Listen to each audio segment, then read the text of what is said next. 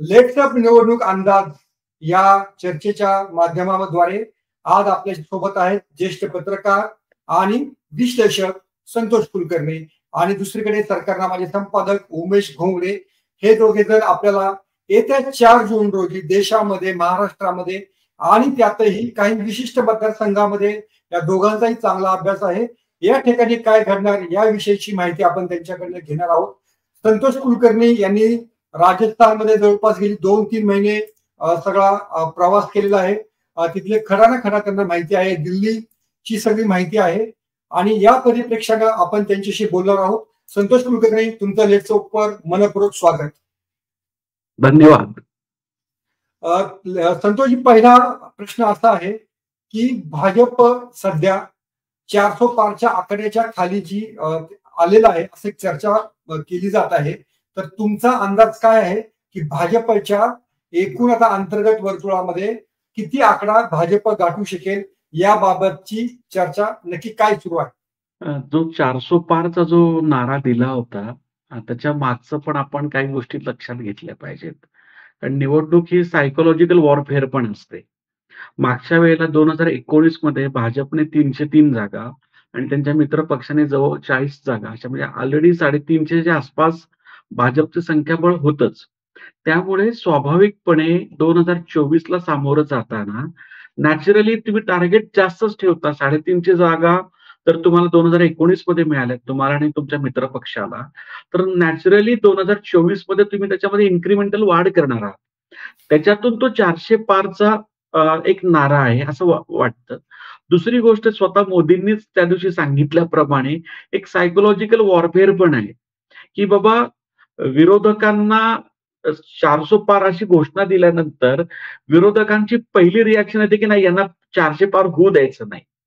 त्यामुळे भले भाजप सत्तेवर आले, कारण सत्तेवर येण्यासाठी तुम्हाला फक्त 272 लागतात. त्यामुळे 272 काय, 303 काय किंवा 400 काय, 400 जागा काय, त्याच्यामध्ये फार क्वालिटेटिव्ह फरक पडत नाही. पण एका अर्थाने विरोधकांना थोडस अंधारात ठेवणं म्हणा किंवा थोडस गाफील ठेवणं म्हणा, याच्यामधून ती दिलेली घोषणा आहे.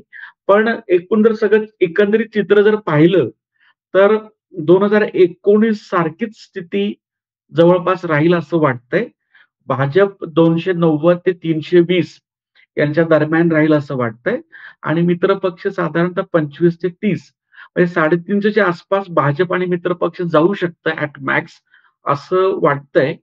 बघूयात 4 तारखेला रिझल्ट जनतेचा काय.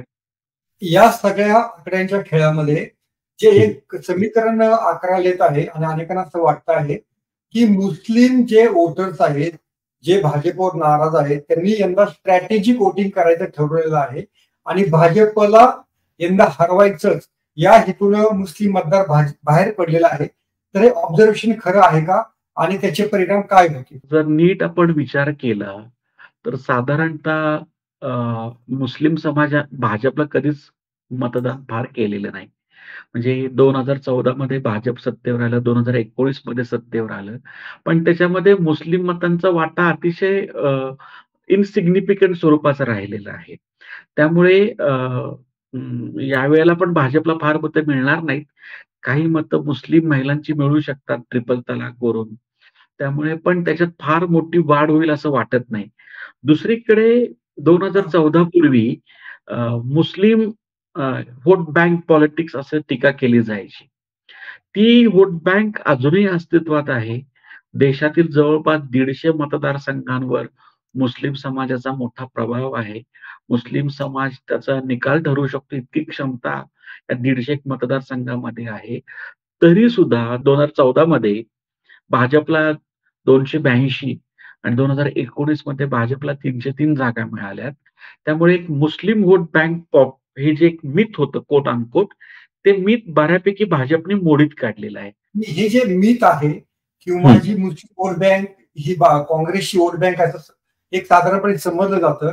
तर पंतप्रधानांच्या एकूण सगळ्या प्रचाराचा जो सुरुवातीच्या 1-2 टप्प्यानंतरचा जो प्रचार झाला, तर त्याच्यामध्ये मंगळसूत्र, अल्पसंख्याक, नंतर तुष्टीकरण, नंतर तुमची संपत्ती अल्पसंख्याकांना देणार, या प्रकारचे मुद्दे पंतप्रधानांनी आपल्या भाषणामध्ये का उपस्थित केले याच्याबद्दल अनेकांना आश्चर्य वाटत आहे. त्यावर तुमची टिप्पणी काय आहे? भाजप म्हणजे पहिले जे 2 टप्पे होते, तुम्ही जर नीट पाहिलं, तर ते भाजपसाठी खरोखरच कठीण होते. कारण त्याच्यामध्ये प्रामुख्याने तमिळनाडू होतं. त्यामुळे नॅचरली पहिले 2 टप्पे भाजपसाठी खरोखरच डिफिकल्ट होते. त्यामुळे दुसरी गोष्ट एका अर्थाने ही निवडणूक थोडी बोरिंग पण होते. त्या बोरिंग असलेल्या निवडणुकीमध्ये जेव्हा मतदान कमी होतंय असं वाटतंय किंवा पहिल्या 2 टप्प्यामध्ये भाजपची थोडीशी माघार आल्यासारखी वाटते. त्या 2 टप्प्याचा अंदाज घेऊन कदाचित एक पोलरायझेशन पॉलिसी म्हणून ते मोदींनी ते मुद्दे आणले असतील असं वाटतंय मला. पण ते टिपिकल इलेक्शन पुरते जे असतात, आपण प्रत्येक इलेक्शनमध्ये पाहतो, की जातीची अस्मिता, धर्माची अस्मिता मोठ्या प्रमाणामध्ये केली जाते आणि त्याच्यातून पोलरायझेशन करण्याचा प्रयत्न केला जातो. दिस इज जस्ट टॅक्टिक. दुसरा एक गोष्ट अशी होती, की यावेळेला आपण एक गोष्ट मान्य करायला पाहिजे. काँग्रेस आणि अन्य विरोधी पक्षांचं यावेळचे काही गोष्टी खूपच चांगल्या होत्या. विशेषतः बरं. सोशल मीडियावर त्यांचं फार मोठं अ, चांगलं कॅम्पेन राहिलंय. त्याच्यामध्ये तुलनेने भाजप मागे पडला होता. एका अर्थाने प्रथमच असं घडतं आहे, की विरोधी पक्ष अजेंडा डिसाईड करतायत आणि भाजप आणि मोदी त्याला रिएक्ट करतायत. नॉर्मली उलटं व्हायचं. 14चा आणि 2019 चा आपला अनुभव असा होता, की अ, विरोधी पक्ष रिएक्टिव्ह असायचे. फॉर द फर्स्ट टाईम पहिल्या 2 टप्प्यामध्ये भाजप आणि मोदी रिएक्टिव्ह वाटले आणि त्या सगळ्या फूटवर येतो आहोत. या कल्पनेतून हे जे काही गोष्टी त्यांनी केल्या मंगळसूत्र, अमुक-तमुक वगैरे. पण जसं-जसं निवडणूक 3ऱ्या-4थ्या टप्प्यामध्ये गेली, तसे-तसे मुस्लिम थोडासा विषय मागे राहत गेला. पण हा विषय 3ऱ्या आणि 4थ्या टप्प्यामध्ये मॅक्स लेव्हलवर होता तो. पण तुम्ही 5व्या-6व्या टप्प्यामध्ये तो हळू त्याची आवश्यकता राहिली नाही भाजपला.